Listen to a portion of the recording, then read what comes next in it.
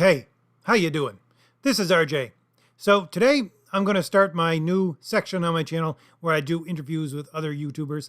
Usually I'm going to try to pick someone with a fairly large reach and we're going to talk about storytelling and usually about cultural things.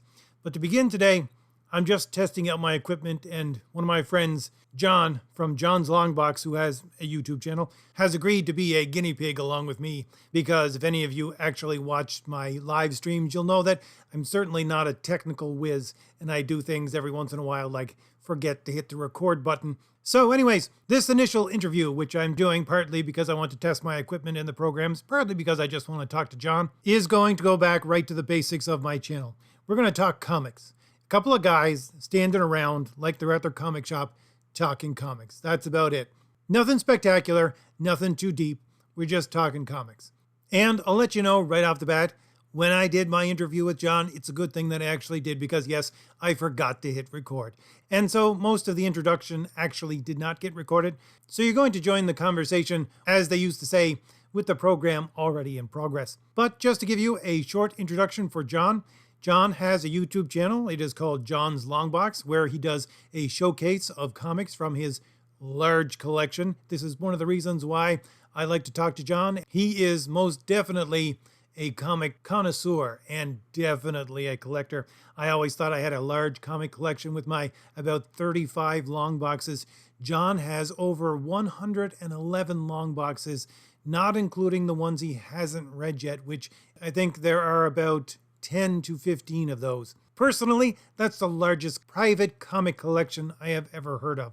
And as I said, John's channel is a showcase channel just for good comics. All he does is talk comics. He pulls good old comics out of his collection, and yes, they're always old comics. He reads through them, giving you basically a synopsis of the story and his own commentary on a few different things. And it's a great way to get into old comics or remember old comics that you have forgotten.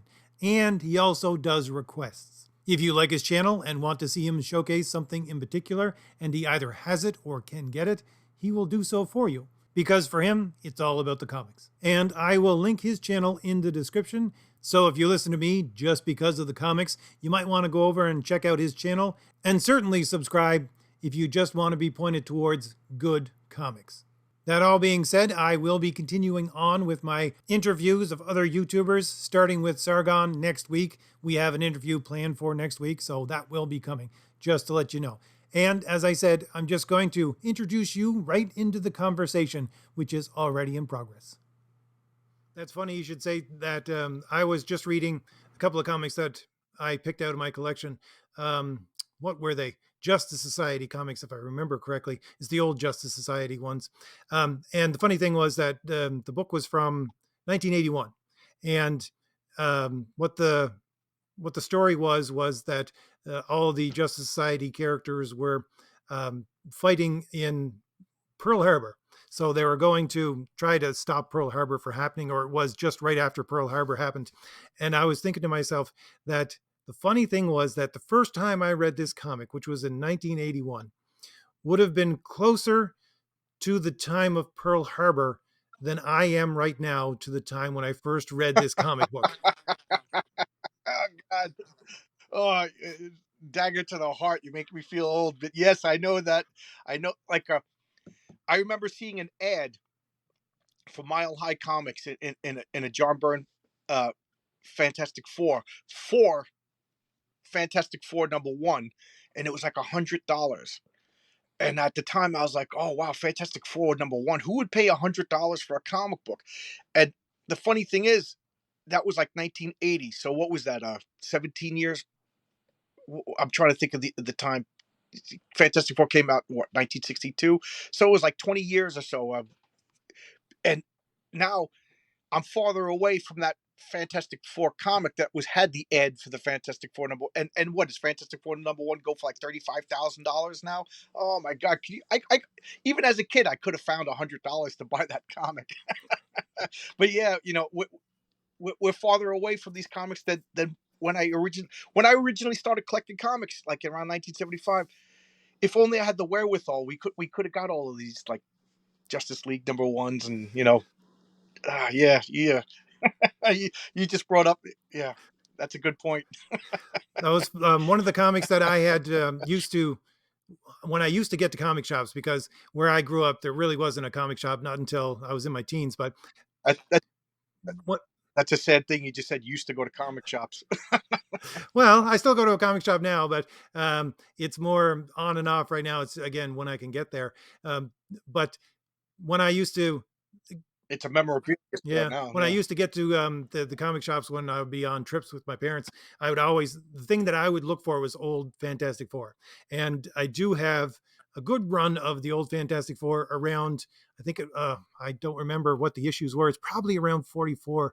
It's where the introduction of him and he who was originally the character who became Warlock. Adam Yeah, Warlock. so those were the comics that I had always searched for those in the X-Men. I do have some Looks very so early good. X-Men, but my earliest X-Men is the most ridiculous one ever. I think it has the Locust on the front. The villain was the Locust. He dressed up like a locust. He was able to jump really high and control locusts. Yeah. So There was some of those early X-Men were really bad. I think they didn't know what to do with the X-Men for a while. Like they kind of they started out with mutants, good mutants, bad mutants, and then they went into like regular superhero stuff, and it I don't know, they kind of just lost their way with the Locust, and then Xavier getting killed, his legs broken by Lucifer, a space alien pretended to be the devil from outer space. It's just silly, but at the same time, I love it. that reminds me of this really old video that I did on my channel. I don't know if you ever ran across it. I basically did what you did just for this one issue. Oh, it was Mike Zeck, Captain America, and it was one where Captain America goes into the future of, I think it was 1984 at the time. He went into the dystopian future where he met Warlock, and he get trapped in. All the way to Yeah, 1984. and so they get trapped in a maze, him and the other people who he had found, which are about freedom fighters. And I just read this book and I showcased it on my channel a long time ago from the one of the very first videos that I did, and I just could not stop laughing. I just laughed my way through that entire video because it was just so ridiculous. But at the same time, you got the Mike Zack art, Yeah, which is I watched all spectacular. of your videos. Yep, Mike Zeck. Yeah, I love Mike Zeck. Yeah, that's funny. I'm reading. I just read the Astonishing Tales with Deathlock, and he goes all the way to 1993 in the dystopian Earth. I have to read some of those. I have them in a box and I have not read them yet. I picked them up. I think it was about 3 months ago. Yeah, Rich Buckler. Yeah. Yeah, Rich. My friend Mike would go, and that was like his thing. He would seek out Rich Buckler and get a drawing by Rich Buckler. So he has like he collects original artwork. I had to stop someplace. I don't really get original artwork, but he would go at conventions and get sketches by Rich Buckler every year. It's like you could flip through it, and it's like some of the same characters. He always got what's the red circle character, the Shield. So you could flip through and almost see the Shield running. I love that though when comics go to the future, like all the way to 1983. That's another book that I had picked up. I had never seen any of those Red Circle characters until, again, I went on a trip with my parents, and I went to a comic shop.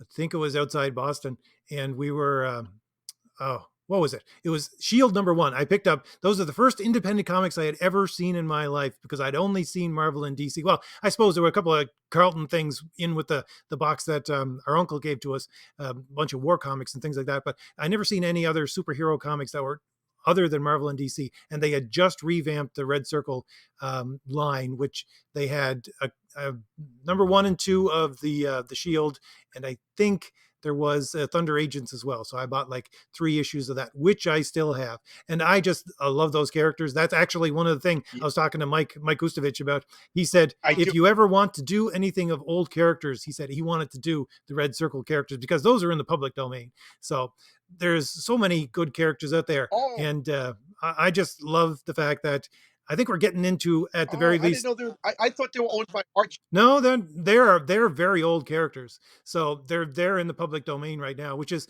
partly why there was a comic that came out Okay, last okay. year. I think it was Rob Liefeld. He tried to revamp the Shield just as a one shot to see if it would catch. I don't think it did, although it was a fairly well written and drawn issue.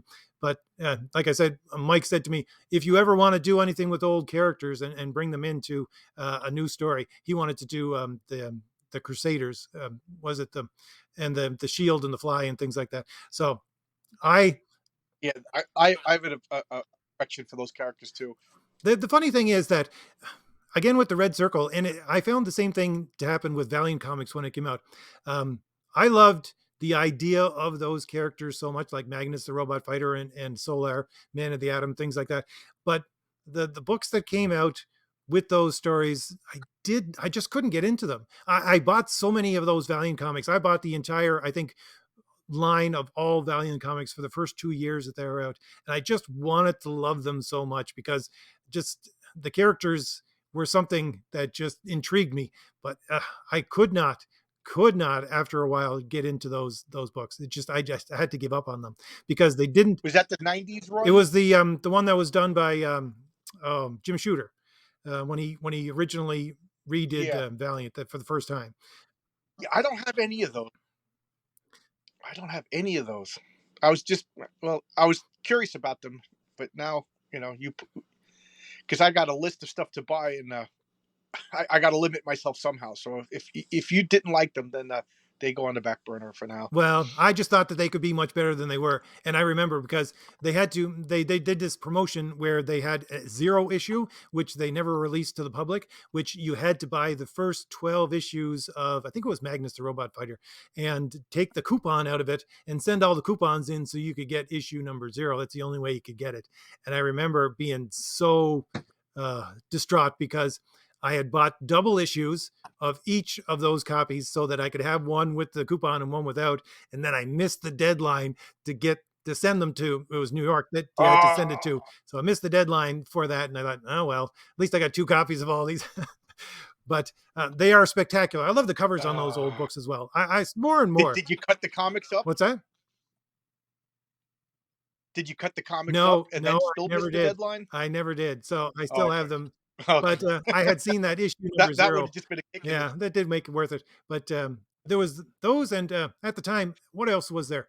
There was an Epic line with Airboy and things like that. Was it Epic, or it was sort of an Elseworld? That was EC Comics, Was it? I can't remember because they did. right? EC Comics, Chuck Dixon, Bear Boy. Yes, yes, because they did a They giant were like large. they were like 50 cents, and they were like Well, they did a big event the that first. where they The, took all the heroes again. It was kind of like the Valiant one where they took all the heroes at the same time. They were trying to stop the end of the world, so they took all of these public domain characters. And I can remember these comics, and I can remember reading them and trying to want to get into them. But I always would come back to the Marvel and you, DC. you you that was called Total Eclipse, That right? was it. That Yes, you want to hear something funny? yes. I just read those last night for the first time, all five of them, and it was a chore. I listened to Chuck Dixon on YouTube every Wednesday. He puts like an hour long ask him questions, and he said he loves crossovers. He loves when other characters meet up. He says, but Total Eclipse was a gigantic mess. So I was like, I got it. They were $2 a piece, and I went and I picked them up and I read them. And I got to say, after the third issue, I didn't even know what the plot was anymore, other than big bad guy trying to destroy the universe. And it was funny. It was written by Marv Wolfman, so it was like stolen from Crisis on Infinite Earth, and it was just terrible. Miracle Man, who was supposed to be like a god on Earth, was just like walking around like a dummy. You know, I can't believe Marv Wolfman got like all of these characters so wrong. It was awful. It's funny that you just mentioned it now. I just read them last night for the first time. Uh, If I remember correctly, I think it turned into almost a horror book at the end of it because the hero, no, the villain was so horrible. He was trying to basically just kill everyone on the planet in a very horrific way and leave horrible things for them to see so that they would give up. So yeah, that's one of the things. That's why my channel exists. Yeah, there was one panel they didn't even show the body. I like there was one panel they were looking at one of the heroes who got killed, and they just had like horrible faces on, like, oh my god, like this is real. This what he and, like one of the characters got like PTSD. Like I can't believe this. It used to be fun. So yeah, you're absolutely right. But you know, I could see what they were going for, but just poor execution on that. And I can't believe that was Marv Wolfman, who's one of the great comic book writers. But I guess a paycheck's a paycheck. Yeah, but that's why, like I said, that's why my channel exists, because I want to focus on the bright spots and the heroes. That's what I do on my channel. I try to, at the very least. I've been saying that a lot lately. Those are the kind of books that really drew me That in I'm and that tired. I love to read over and over again. It's the heroic quality to it. I think so many people, and not even, you don't have to be as old as you and me, but to go back to those books where you see true heroics and you see someone who you can really root for, that's what I miss Yeah, within comics right now, and that's what I'm going for, and that's why I me watch and your you are channel on. to look for things that I have missed, and to try to figure out where I can get them as well. Well, I try to only showcase comics that I like and enjoy because I like I said, I try to view it as you're in my house and we're talking comic books. Now, if you're in my house and we're sitting around and we're drinking sodas and eating hamburgers and talking comics, I'm not going to show you comics that I hate. You know what I mean? It's like, hey, let's watch a really bad movie. Why would you do that? So I try to show case comics that I really enjoy and try to share my love of the comics. I experimented with two negative showcases. One of them is actually pretty funny. Secret Adventures number 10. It's one of my favorite videos because it's me just being a jerk. And then I can't even remember the other one. This is a comic I don't like because somebody requested it. And I don't like doing that. I don't want to rip apart comics. I don't want to tear things that I had enough of that in my life. So, and it's funny that you said me and you are on the same wavelength because there's a video it's going up at 2 o'clock. I try to upload my videos at 2 o'clock every day, and it's before the Watchmen, and it's me talking about how much I like the Watchmen, but at the same time, I think the Watchmen ushered in this. Like I said, that this BC, there's BW before the Watchmen and AW after the Watchmen. After the Watchmen, it became the thing to show.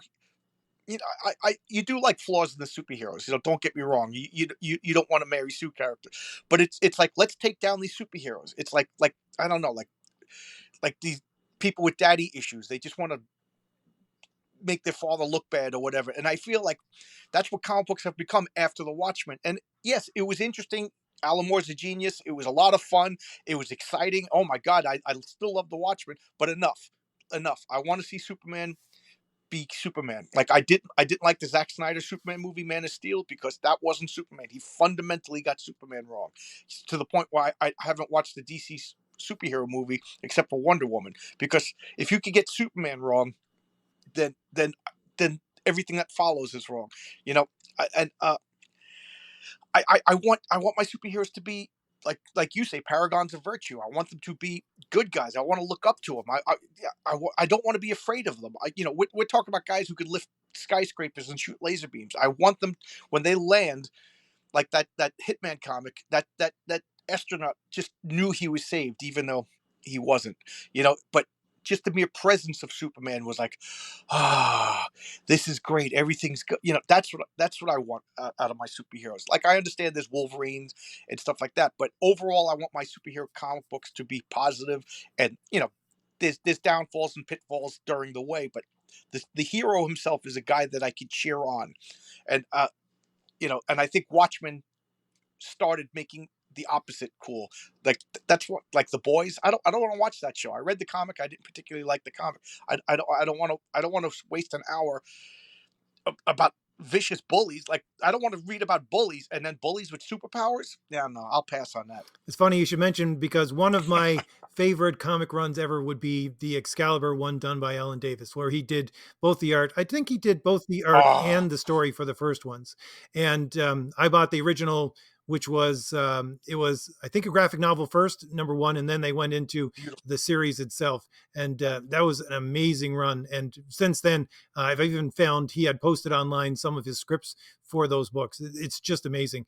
But I went back because I loved that story so much. I wanted to know more about these characters. So for Christmas one year, I think my brother bought me the first Captain Britain reprint, which reprinted all the old Captain Britain magazine stories, which originally were in black and white, but they colored for this. This was the first reprint they ever did, and Yeah, I have they that too. very That's fine. rarely ever reprint that, just because I think Alan Moore has something to do with the rights for it.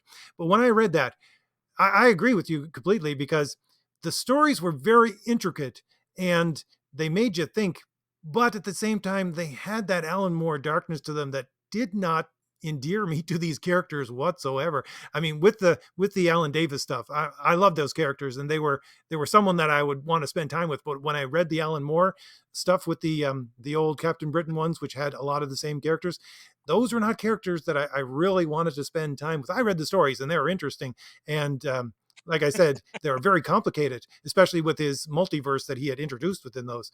And again, beautifully drawn by Alan Davis, but they had a darkness to them that I Oh yeah. really just couldn't get into.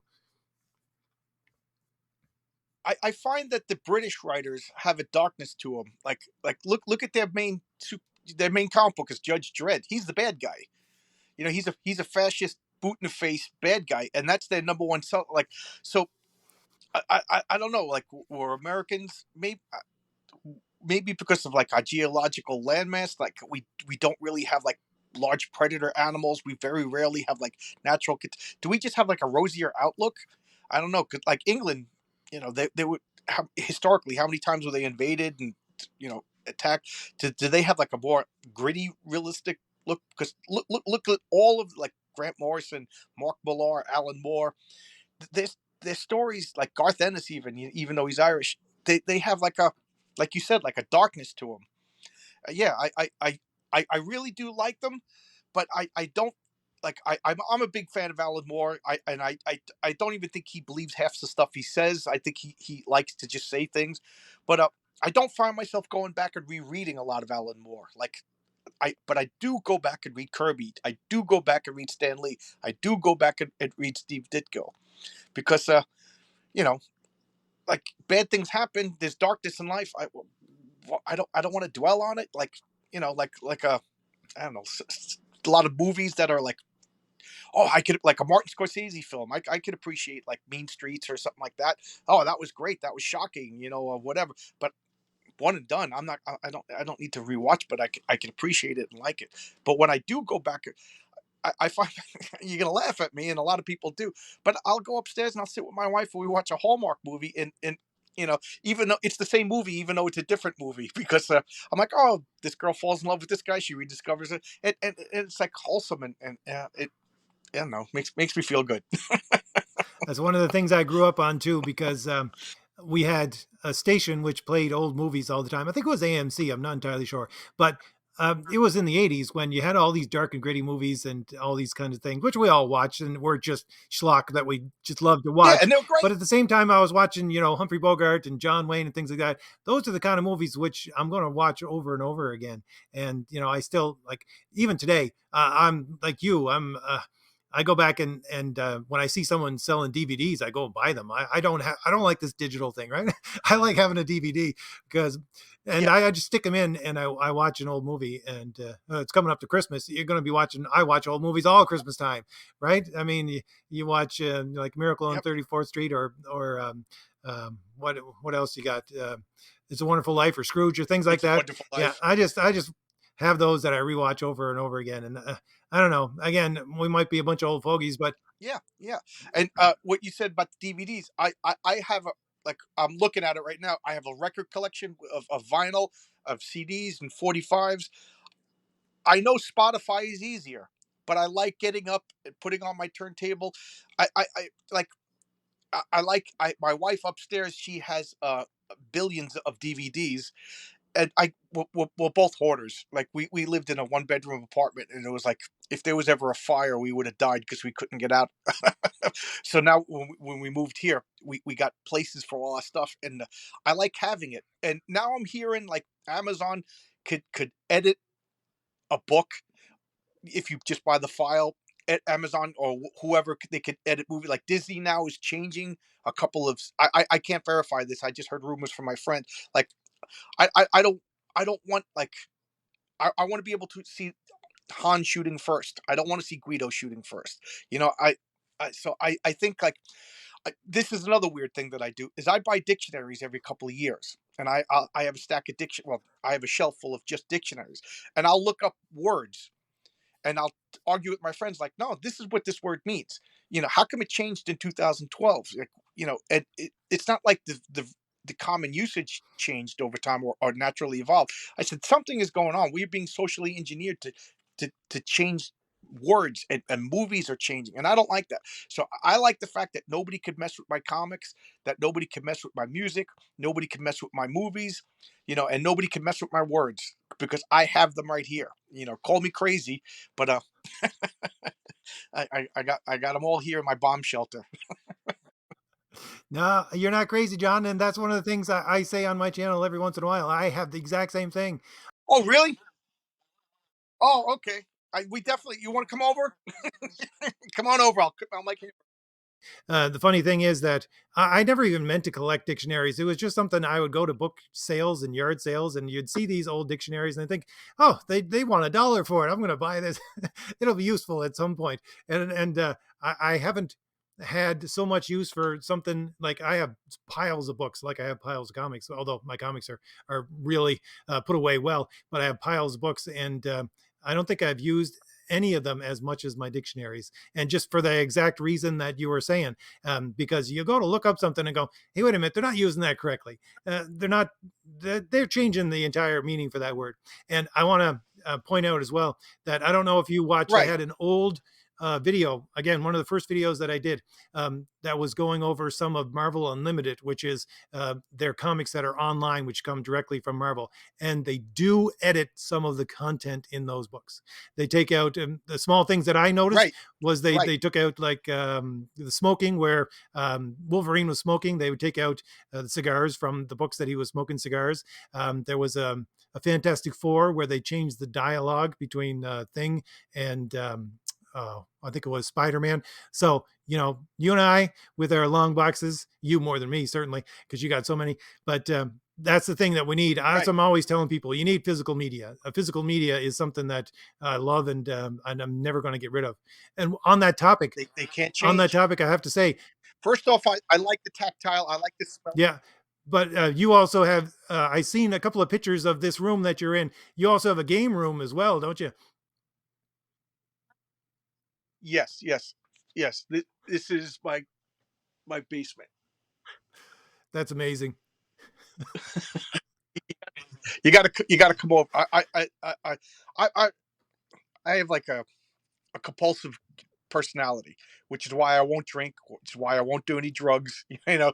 But I get into something, I get into it. So I got into comic books as a kid. I got it. It became my whole personality.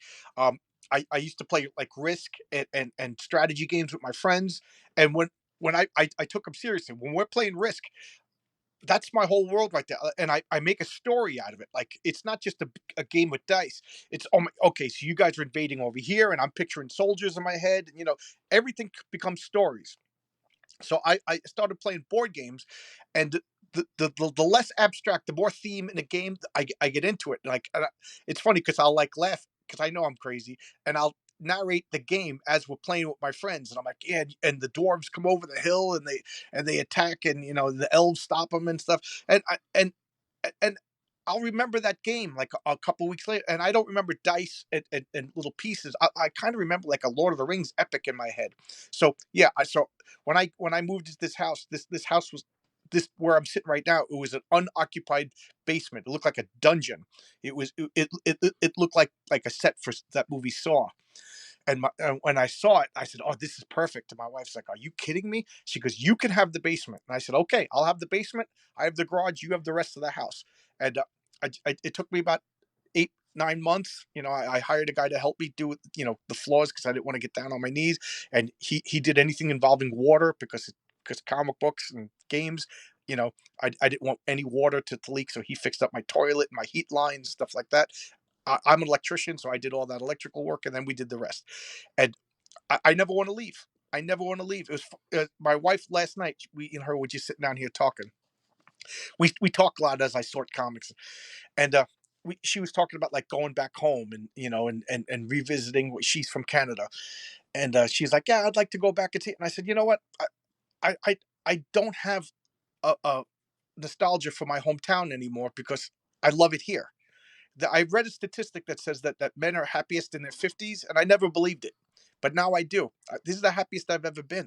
I'm sitting in this basement. I got this collection. The only thing I'm missing is people to come in and sit down and let's talk about comic books. And that's why I started my channel, because I moved during the pandemic and everybody was I lived in the five boroughs of New York City, and everybody was just sitting home terrified. My old group, the guys in their 30s, they wouldn't leave their house. They were terrified.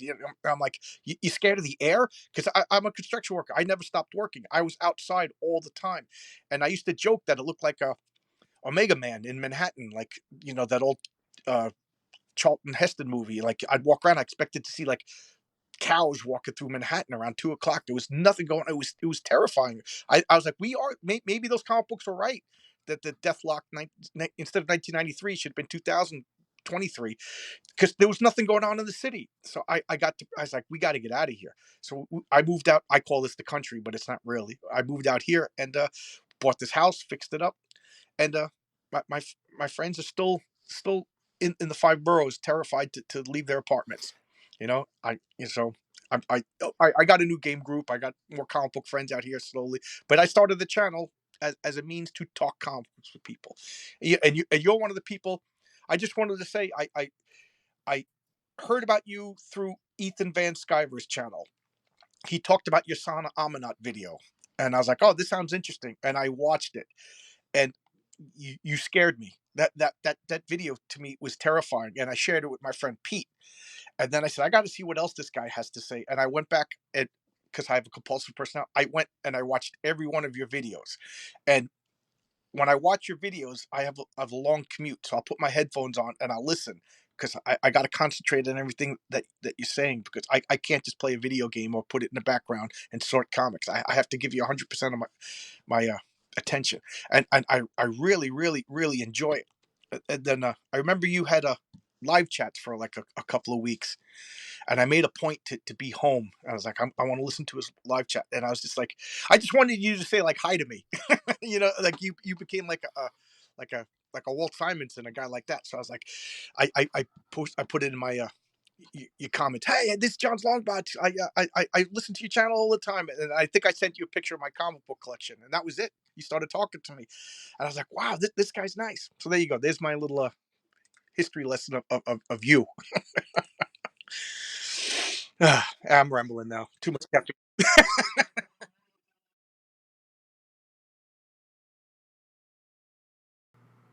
All right, so if you made it this far into the video, I'd like to thank you for sitting around and listening to two guys just shoot the breeze about comics. As I mentioned earlier, my next interview will be with Sargon of Akkad, Carl Benjamin. We just have to get our schedules straight. And I'm trying to line up a couple of other requests that some of you made in my video a couple of weeks ago about who I should be interviewing. This will hopefully be a weekly thing, not taking away at all from the weekend video that I usually do. And I want to plug John's channel just one more time. Don't forget, the link is in the description for his channel. If you just want to go and relax, listen to someone talk about good old comic stories, you should head on over to John's channel. All right, well, that's it for today. I will see you later. Bye.